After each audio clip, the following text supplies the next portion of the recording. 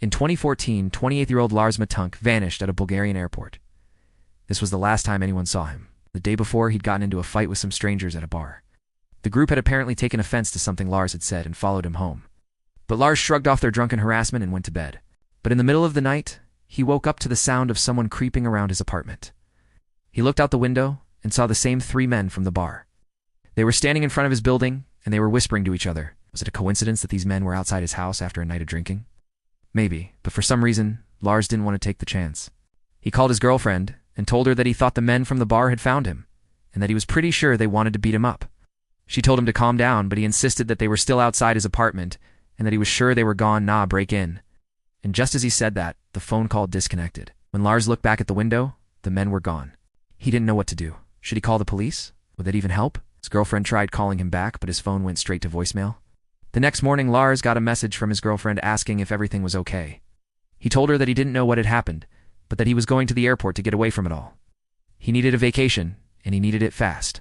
When Lars arrived at the airport, his behavior was so strange that staff members reported him to the police. According to the reports, Lars was pacing back and forth and kept looking over his shoulder, as if he was expecting someone to jump out and grab him. He told the staff that he had gotten into a fight the night before, and that he was positive the guys who had been after him had made it to the airport as well. The staff called the police and told them to keep an eye on him. And while they were waiting for his flight, Lars went to the airport doctor's office. The nurse took his blood pressure and asked him a few questions about his anxiety. At one point, she left the room to call a doctor. And when she came back, Lars leaned in and whispered, "I don't want to die here." Then he ran past her, past the doctor, through the airport, out of the terminal, and into the woods. His phone, his bags, his wallet, his passport, and plane ticket were all left behind. It was like he'd disappeared into thin air. A search party was organized, but by the end of the day, there was still no sign of Lars. His girlfriend spent hours walking the beach where he'd last been seen, but all she found were his sandals. A few days later, the police found his abandoned car at the port. It seemed as though he'd planned to leave the country, but no one knew why or how. The police checked security footage, but the cameras at the airport didn't catch him leaving the terminal. It was almost like he'd been teleported. Some believed that Lars's story about being chased was just a bizarre fantasy. But his friends knew that he'd been incredibly anxious ever since the incident at the bar. And then there were the threatening phone calls.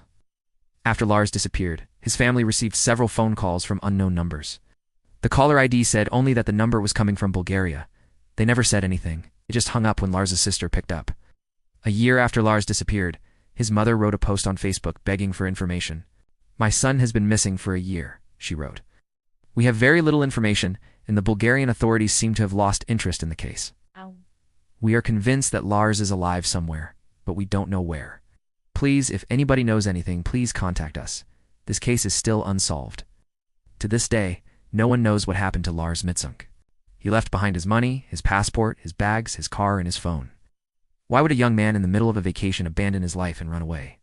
Was it paranoia, or was someone really chasing him? Thanks for watching.